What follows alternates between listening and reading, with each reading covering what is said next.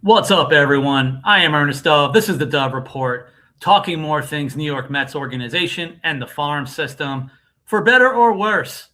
Early returns. I want to talk about the New York Mets 2025 draft class so far. Get ready for this one, folks. I'm going to start from the bottom to the top.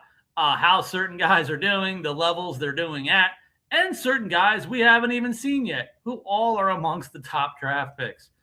Great news. Anyway, let me get into it. Let me start with the most consistently successful draft pick so far, 20th round pick, 22-year-old right-handed pitcher Garrett Stratton. Yes, the last pick in last year's draft so far has been the most productive stats-wise in the first half, early season, extreme small sample size returns. He's been an A-ball Brooklyn relief pitcher, 2.73 ERA, 29 and 2/3 innings, 44 strikeouts. High K rate, low ERA. Not bad for a 20th round pick. Moving on, 19th round pick, 22-year-old Joe Scarborough. Been pitching in St. Lucie in low A, 3.92 ERA, 20 and 2/3 innings, 20 strikeouts. Overall, these kind of guys, you're okay. Let them eat. The K rate is good for your first pro season. See what kind of development you get from an older guy who needs to get pushed up no matter pretty quickly. 18th round pick. We're going young. 19-year-old Dylan Stiltner, right-handed pitcher in the Florida Complex League. 13.50 ERA, a grand total of 10 and 2/3 innings with 8 walks in 10 and 2/3. 13 strikeouts. Well, teenager. Maybe we expect this regardless. High walks, but high K rate. We shall see in a few years. 17th round pick.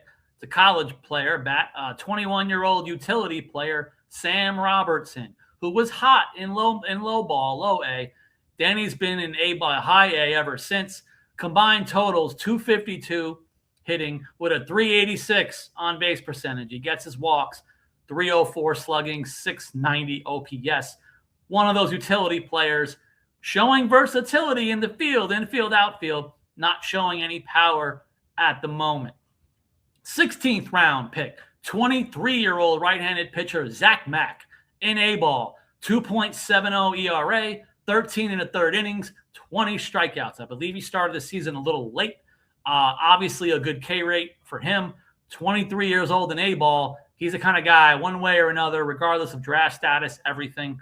You want to see a guy like this probably end the season in Double-A, really see what you have early on as a pitcher, as depth, whatever. 15th round pick, 22-year-old left-hander Connor Ware, currently in St. Lucie, currently 5.63 ERA, mostly more of a quasi-starter. He kind of eats innings, multiple innings per appearance. He's at 38 1/3 innings. 42 strikeouts. So you got a lefty with a high K rate. Let's see what we got here. Maybe the kind of guy, if you want to make him a full-time reliever, 1 to 2 innings at a time, maybe some of the numbers, maybe he can get pushed up levels.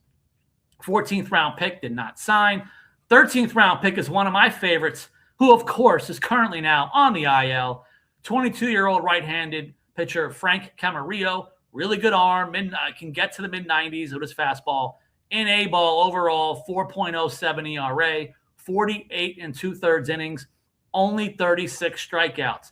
You don't like to see the low K rates for a guy who can get to 95, but more 92, 94 regularly in games. I want to see how he does, hopefully getting back from the IL. See how he does into next season. He's got some pretty good stuff overall.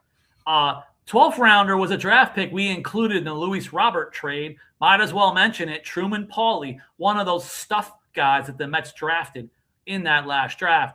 He's an A-ball for the White Sox, 6.57 ERA.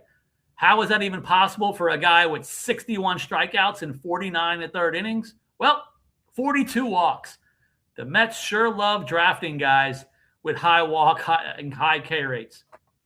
11th round pick, going teenager, 19-year-old outfielder Wyatt Vincent In FCL, he got really hot in the beginning of the FCL season. He has slowed down a lot.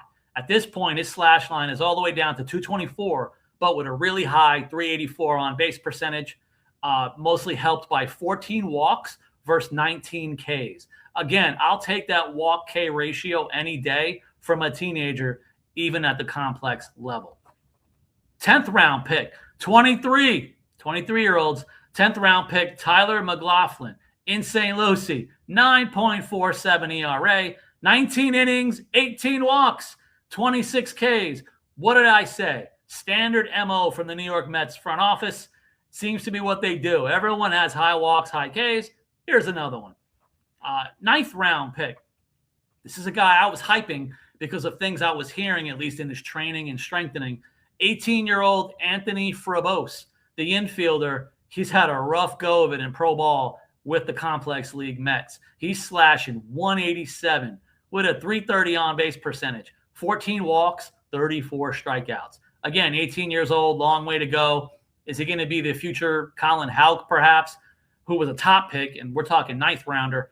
We shall see, but it's going to be interesting how he develops.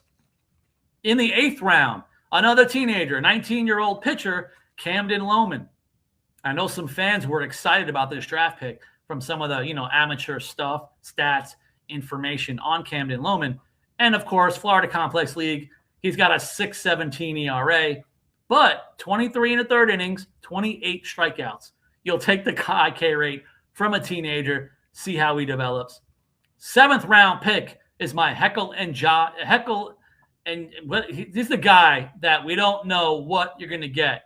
The Jekyll and Hyde, I can finally say it. Cam Tilley. He's had dominating performances, and he's got rocked in between. Overall in St. Lucie, 4.56 ERA, 51 in the third innings, 49 strikeouts. Now's where it gets really fun.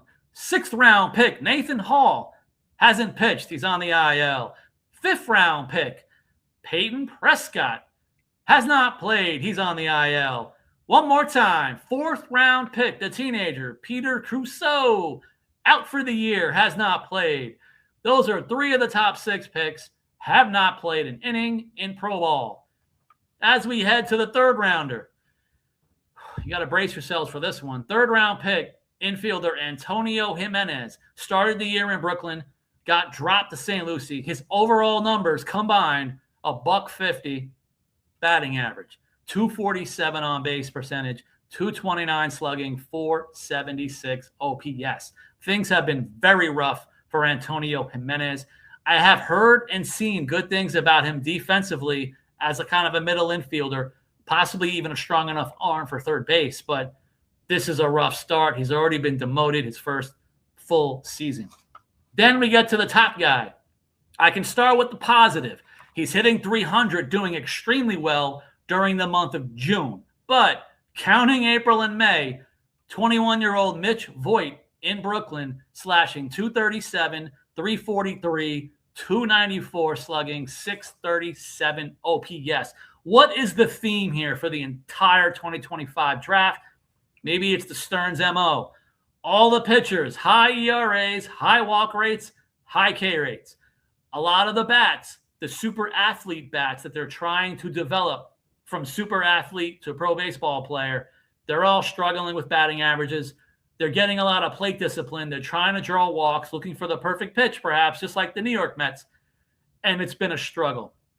Hopefully some guys like Mitch Voigt are coming around. Hopefully we wait till next year, even if 1 or 2 of the 3 pitchers who haven't even pitched yet. The Mets organization even told me themselves, we're not going to know for a few years, mostly because of those guys, how this entire draft class is going to look. That's the recent breakdown of the 2025 draft. You guys let me know. Hey, Dove, you're the guy who talks about this stuff, but you guys also following along, and I always respect your thoughts and opinions. Do you overthink a few months of this draft so far? Do you agree or disagree with some of my takes? You guys let me know in the comments. Can they turn it around? Who are some of your draft pick favorites? Who do you think is going to be good anyway, no matter what, as time goes on? Let me know. Thank you, guys.